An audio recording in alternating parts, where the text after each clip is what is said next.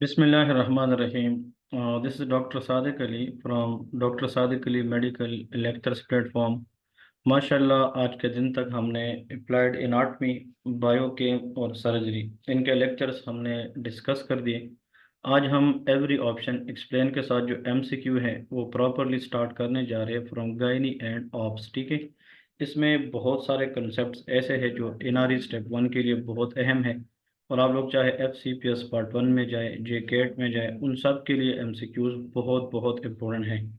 तो चलिए स्टार्ट करते हैं। हाँ, एक बात मैं ये भी बता दूं कि बहुत सारे स्टूडेंट्स हैं जो मुझसे बार बार ये क्वेश्चन करते हैं कि सर आपके जो पुराने लेक्चर्स है, मतलब जो हमने एमसीक्यूज डिस्कस किए हैं, अगर हम अभी ज्वाइन करते हैं वो हमें मिल जाते हैं कि नहीं। तो जो लोग हमारे साथ डेली के बेस पे ज्वाइन करते हैं उनको हम सिरे से from the very beginning first MCQ से लेके आखिर तक जितने भी होते हैं उन सब के अंदर असेस देते हैं। ठीक है, तो मोस्ट वेलकम टू ज्वाइन और MCQ and make your chances in the exam to pass 100%। तो चलिए स्टार्ट करते हैं। गायनी, देखिए गायनी जो है इसकी थोड़ी सी मैं वजाहत करूं। ये ब्रांच ऑफ मेडिकल साइंसेज है जिसके अंदर हम स्टडी करते हैं and the normal anatomy, physiology and related disease of reproductive system of a female. इसका मतलब ये है कि इसमें हम रिप्रोडक्टिव सिस्टम ऑफ फीमेल, इसके साथ जितने भी डिजीज़ रिलेटेड होती है उसके बारे में हम डिस्कस करते हैं। That is called the gynaecology. मतलब इसकी जो मतलब ओवरऑल डिजीज़ है, जो नॉर्मल एनाटमी है, फिजियोलॉजी है, उनको जानने के लिए हम क्या पढ़ते हैं? गायनकोलॉजी। लेकिन अगर हम ऑब्स्टेटिक की बात आते हैं तो ऑब्स्टेटिक में मतलब वो स्टडी करते हैं that is related with pregnancy. इसमें हम प्रेगनेंसी के बारे में जानते हैं कि नॉर्मल प्रेगनेंसी क्या है, फिर प्रेगनेंसी के अंदर चेंजेस क्या है, प्रेगनेंसी के अंदर मदर और फीटस दोनों की आपस में कनेक्शन क्या है, दोनों की कॉम्प्लिकेशंस या प्रेगनेंसी से रिलेटेड जो डिजीज़ आती है वो हम डिस्कस करते हैं। और इवन आफ्टर द बर्थ जो पोस्टमार्टम पीरियड है उनकी डिस्कशन भी हम आपस के अंदर करते हैं। तो एक सिंपल सी बात मैं ये बता रहा हूँ कि अगर एक फीमेल है चाहे वो प्रेग्नेंट ना भी है, उसके रिप्रोडक्टिव सिस्टम से रिलेटेड जितनी डिजीज़ है, बीमारियां हैं, उनके बारे में जानना वो गायनी है। और जो प्रेगनेंसी या फीटस वर्सेस मदर, इनके बारे में केयर को जानना दैट इज़ कॉल्ड ऑब्स्टेटिक। तो चलिए चलते हैं। सबसे पहले हम एमसीक्यू नंबर 1, आज से हमारा ये नया चैप्टर है, एक नया हमारा बाब है, वो हम स्टार्ट करते हैं। तो सबसे पहले नंबर क्वेश्चन से स्टार्ट करते हैं and this question itself a very very important one. देखिए इस क्वेश्चन के अंदर क्या लिखते हैं? 23 ईयर ओल्ड प्रेमी ग्रेविडा। अब सबसे पहले तो आप लोग, मैं यहाँ पे दो तीन चीज़ें बता रहा हूँ क्विकली। जब हम वर्ड यूज़ करते हैं ग्रेविडिटी, इसका मतलब ये है कि जो ग्रेविड है, ग्रेविड तो वैसे प्रेग्नेंट को कहते हैं, लेकिन नंबर ऑफ प्रेगनेंसीज मतलब एक फीमेल कितनी दफ़ा प्रेग्नेंट हो चुकी है उसको हम कहते हैं gravidity. So gravidity is the word use for number of pregnancies. ठीक है जी। अगर हम ये डिस्कस करते हैं मिसाल के तौर पर पैरिटी, पैरिटी का मतलब ये है कि एक फीमेल ने कितने बच्चे पैदा किए हैं, लाइफ बर्थ है या after the age of 20 weeks of gestation जो बच्चे पैदा होते हैं उसको हम क्या कहते हैं? दैट इज लाइफ बर्थ, वो पैरिटी है। और इसके बाद एबॉर्शन, हम एबॉर्शन डिस्कस करेंगे, इसके ऊपर एमसीक्यूज भी आते हैं। लेकिन एबॉर्शन में इतना याद रखें कि मतलब फॉर एग्जांपल अगर एक फीटल लॉस हो जाए, प्रेगनेंसी टर्मिनेशन हो जाए, मतलब लेस देन 20 वीक्स, अगर एक बच्चा है, नॉर्मली प्रेगनेंसी के अंदर जो टाइमिंग होती है वो 37 से 39 वीक्स होती है या 8 से 9 महीने होती है। लेकिन अगर एक बच्चा है उसकी बर्थ 20 वीक से पहले पहले हो जाए, या फॉर एग्जांपल एक बच्चा है उसकी बाई बर्थ वेट 500 ग्राम जो हाफ के जी से कम हो, इसको एबॉर्शन कहते हैं। तो जब भी एक गायनकोलॉजिस्ट या ऑब्स्टेटिशियन वो जब एक फीमेल से फॉर एग्जांपल पूछती है कि भाई आप कितनी दफ़ा पहले से प्रेग्नेंट हो चुकी हैं, अगर वो कहती है 3 दफ़ा तो हम कहते हैं G3। अब फिर कहते हैं कि आपके कितने बच्चे हैं, वो कहते हैं 2 बच्चे हैं, तो इसका मतलब P2 है। और मतलब तीसरी दफ़ा अब वो प्रेग्नेंट हो चुकी है, इसका मतलब इसका कोई बच्चा ज़ाया नहीं हुआ है। तो pregnancy is 3 time but number of live birth that is 2, but still she is pregnant at this time, so there is no abortion। तो इसका मतलब GPA, this is the way how we will take the history. तो primi का मतलब होता है first time. First time एक female है वो प्रेग्नेंट हो चुकी है और प्रेजेंट कर चुकी है एब्डोमिनल पेन के साथ syncope and vaginal spotting. It's a very very important clue. Assessment reveal that she has ectopic pregnancy.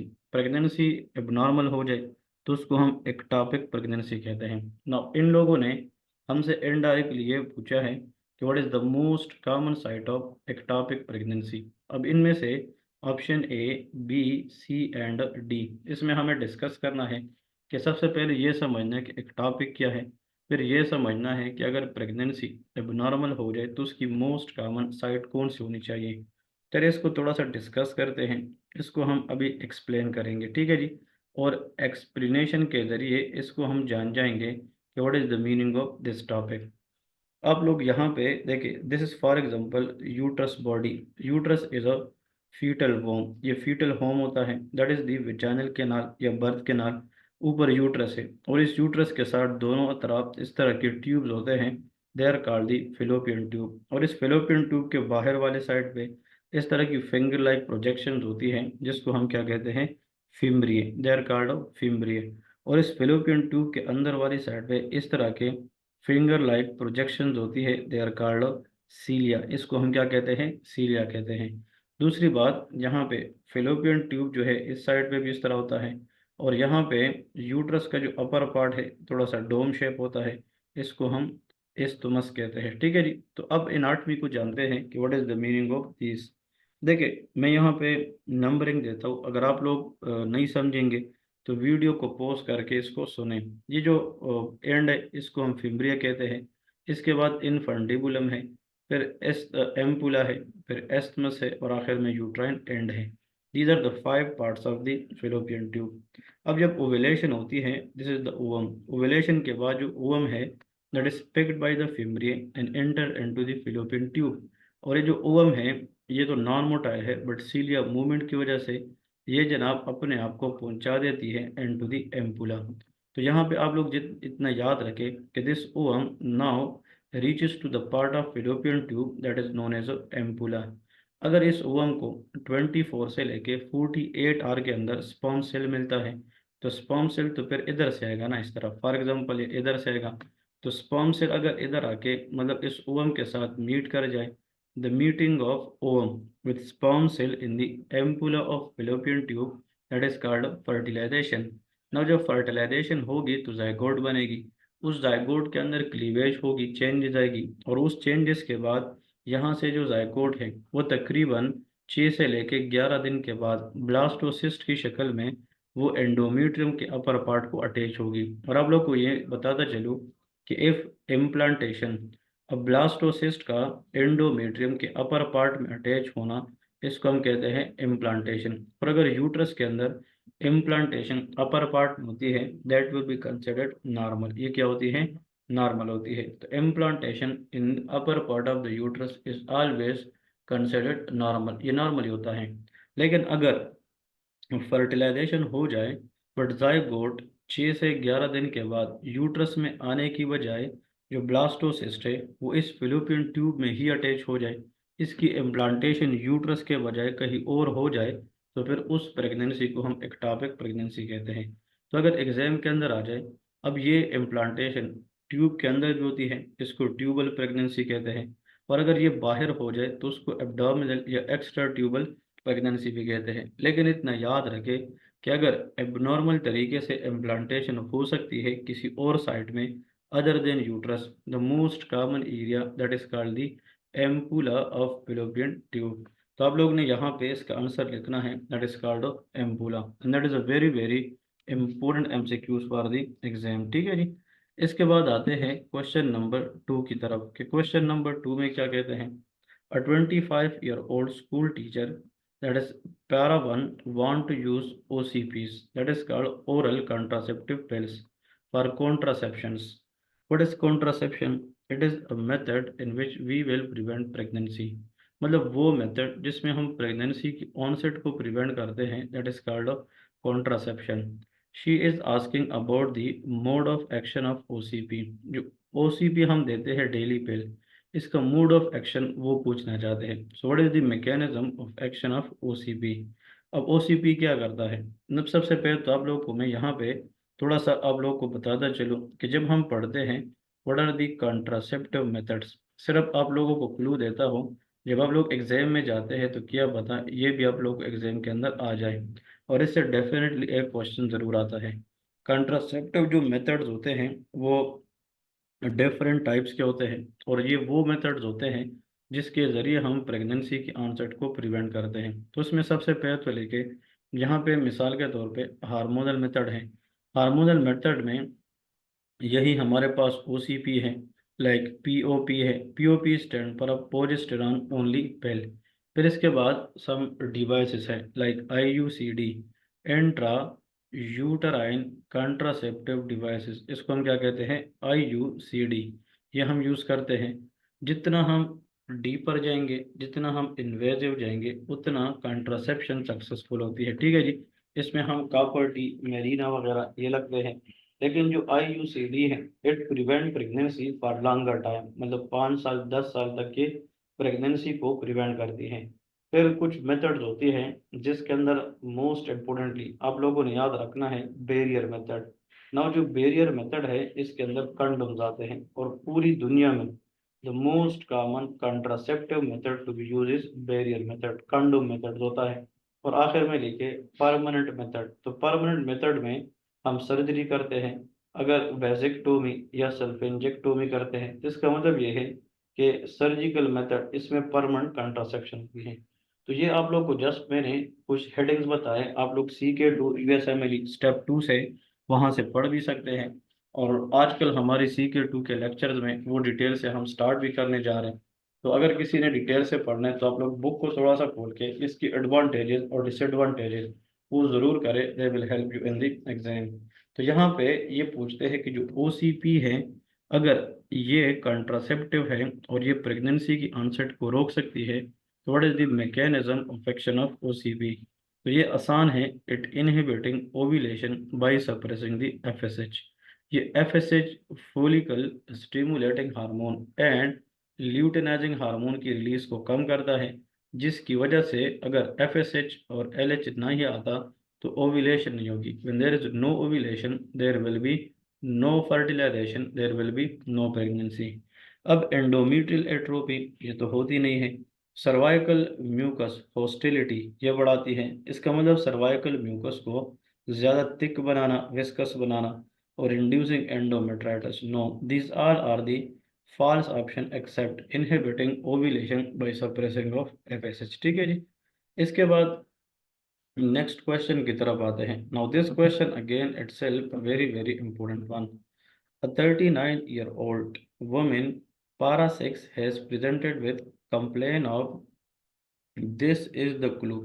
आप चाहे दुनिया के किसी भी एग्जाम में बैठ जाए मेडिकल के अंदर, ये क्लू आप लोगों को ज़रूर मिलती है। इवन हमने जब MRCP एग्ज़ाम पास किए हैं, अल्हम्दुलिल्लाह उसके अंदर भी ये क्वेश्चन हमें इसी तरह आया हुआ है। तो आप लोगों को पता है कि MRCP वाले थोड़ा सा बढ़ा चढ़ा कर इन्वेस्टिगेशन के साथ, हिस्ट्री के साथ, फिजिकल एग्जामिनेशन के साथ एग्जाम में क्वेश्चन चाहे बड़ा कितना क्यों ना हो, लेकिन एट द एंड वो ये बताएंगे कि एक यंग फीमेल है और उसमें मल्टीपल सेक्सुअल पार्टनर की हिस्ट्री होगी और उसमें पोस्ट क्वाइटल ब्लीड। अब यहाँ पे सवाल ये है कि जो पोस्ट क्वाइटल है, ब्लीडिंग का मतलब ब्लीडिंग पोस्ट मीन आफ्टर, और क्वाइटल मीन सेक्सुअल इंटरकोर्स। कि फीमेल ये कंप्लेंट करती है कि जब वो सेक्सुअल इंटरकोर्स करती है उसके बाद उसको ब्लीडिंग स्टार्ट हो जाती है, और ब्लीडिंग पर भी जाए ना, वो चाहे जितनी भी मतलब सब कुछ करे वो रुकती नहीं है।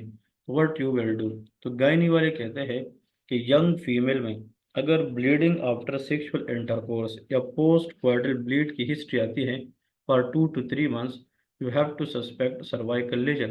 और सर्वाइकल लीजन को इनिशियल स्टेजेस में डिटेक्ट करने के लिए जो हम स्क्रीनिंग कराते हैं, दैट इज कॉल्ड पेप्समेयर। ये क्या है, पेप्समेयर है। अब पेप्समेयर के बाद अगर हमें कुछ इस तरह की, फॉर एग्जांपल हमें कुछ नज़र आए सर्वाइकल चेंजेस वगैरह, तो फिर कोल्पोस्कोपी गाइडेड बायोप्सी करेंगे। ठीक है।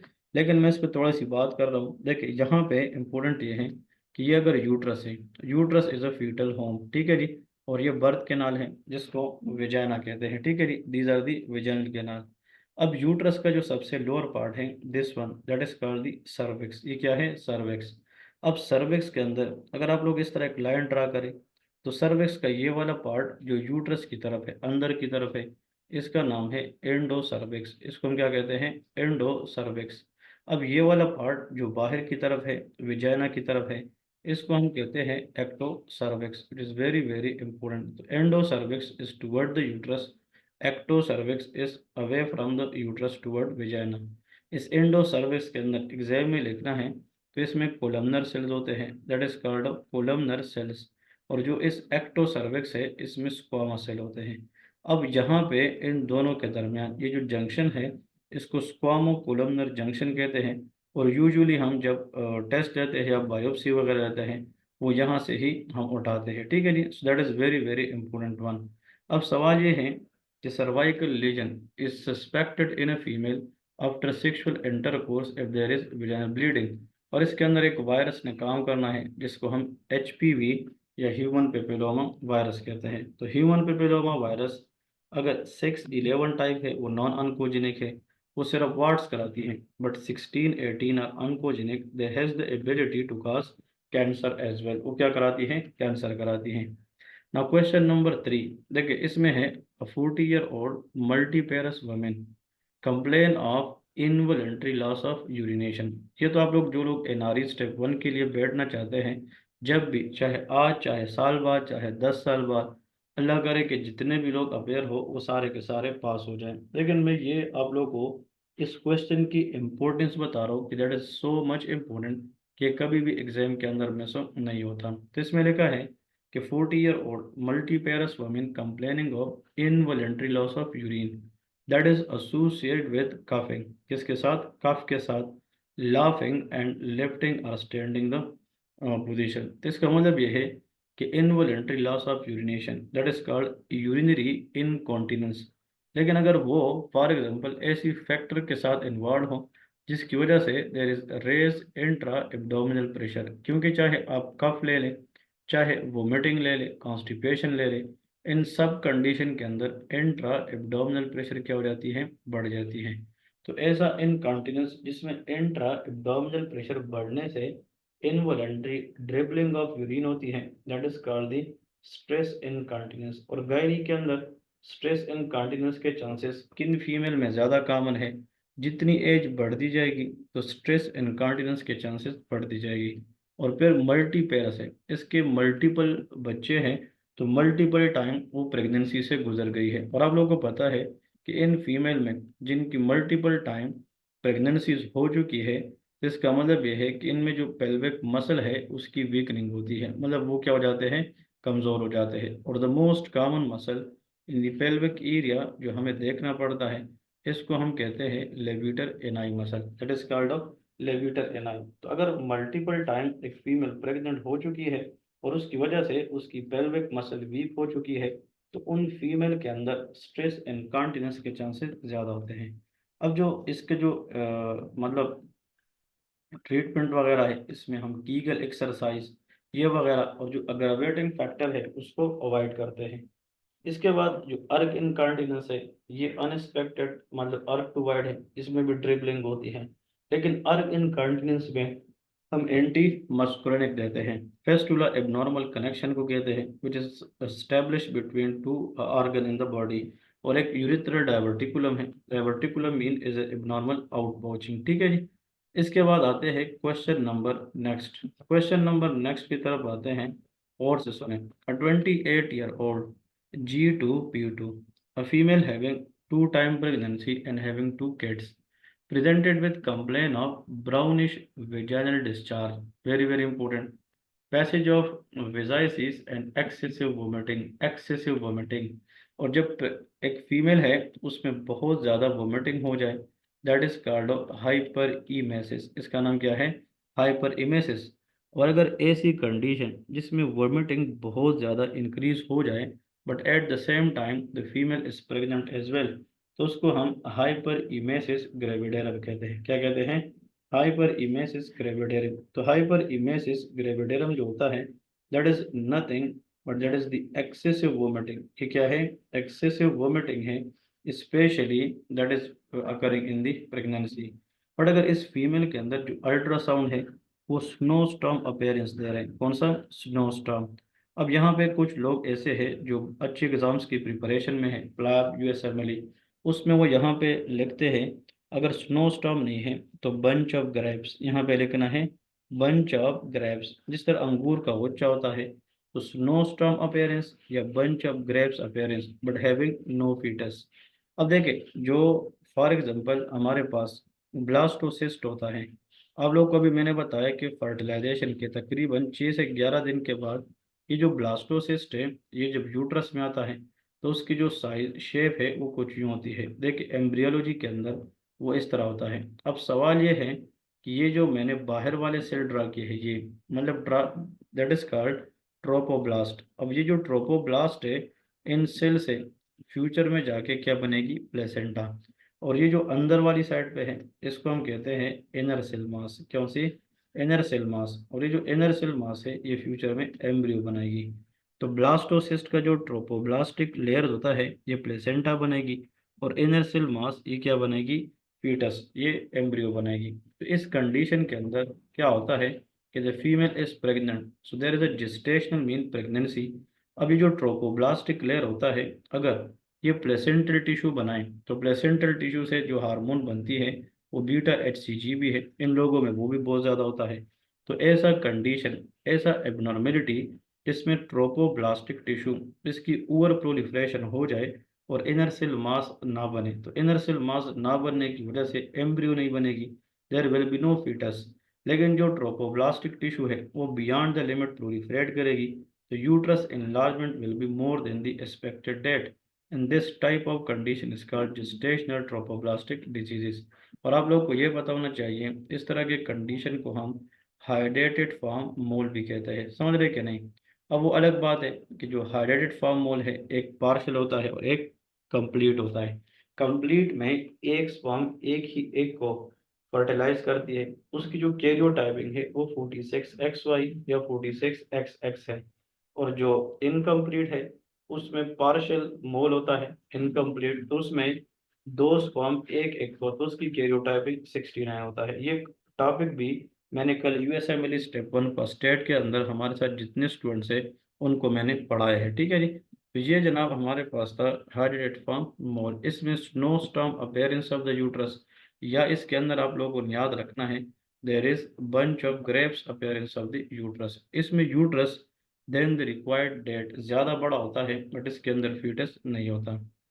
A 28-year-old patient complaining of amenorrhea after having dilatation and curettage। इसका मतलब ये है कि अगर एक फीमेल है इसकी रिसेंटली डायलेशन और क्या हुई है? क्यूरेटाज हुई है।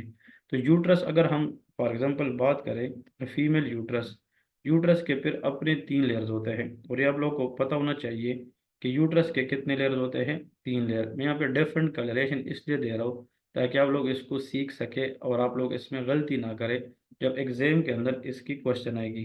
ये जो बाहर की तरफ है यूट्रस का लेयर इसका नाम है पेरीमेट्रियम। इसको क्या कहते हैं? पेरी। अब ये जो मिडल वाला है जो ब्लू है इसका नाम है myometrium, that is called myometrium. और सबसे अंदर वाला दैट इज कॉल्ड एंडोमेट्रियम। अब होता यह है वेरी इंपॉर्टेंट कि जिन फीमेल के हम डी एंड सी करते हैं, डायलेशन एंड क्यूरेटाज करते हैं, उन फीमेल के अंदर कभी कभार इस एंडोमेट्रियम का मायोमेट्रियम के साथ एडहेशन हो जाती है, और उस एडहेशन की वजह से फिर नेक्स्ट साइकिल में जो एंडोमेट्रियल टिश्यू की शेडिंग है वो प्रॉपर नहीं होती, and that will lead to amenorrhea. But simple सी बात याद रखें कि अगर एक फीमेल है रिसेंट उसकी डायलेशन एंड क्यूरेटाज हुई है और उसके बाद जनाब कंप्लेंट में क्या है? एमेनोरिया, हमेशा याद रखें that is a classical case of fisherman syndrome. और इसकी जो ट्रीटमेंट है वो एडहेसिव लाइसिस है, क्योंकि जो एडहेशन हो चुकी है उसको हमने ख़त्म करना है। कालमेन सिंड्रोम में ऑप्टिक बल्ब का इशू होता है, इसमें एनोस्मिया होता है, इसमें फीमेल के अंदर एमेनोरिया भी होता है बिल्कुल, लैक ऑफ मेंसेस, बट इसके साथ साथ लॉस ऑफ स्मेल सेंसेशन जिसको हम एनोस्मिया कहते हैं। Turner syndrome it is a karyotyping, इसकी कैरियोटाइपिंग 45X0 होती है। ये 6 क्रोमोसोमल डिसऑर्डर है फीमेल के अंदर, जिसमें क्रोमोसोम की अरेंजमेंट 45X0। इसमें जो फीमेल है वो शॉर्ट होती है, इसकी जो वेब नेक होती है, ब्रॉड स्पेस ब्रेस्ट होती है, स्ट्रीक ओवरीज होती है। Because of that these patient develop amenorrhea और पेल्विक इन्फ्लेमेटरी डिजीज तो बहुत स्पेक्ट्रम की कंडीशन है। But amenorrhea after D and C, think about Asherman syndrome. उम्मीद करता हूँ आज के जो 5 MCQs थे इससे आप लोगों ने बहुत कुछ सीखा होगा। और जितने भी लोग अभी भी ज्वाइन करना चाहते हैं अभी भी टाइम है, वो टाइम लेट नहीं है। जो लोग हमारे साथ ज्वाइन करेंगे इंशाल्लाह हमारी तरफ से फुल फैसिलिटेशन होगी, फुल गाइडेंस होगी, जितना हमसे हो सकेगा इंशाल्लाह we will help you guys. अपना बहुत सारा ख्याल रखिएगा। अल्लाह हाफिज़।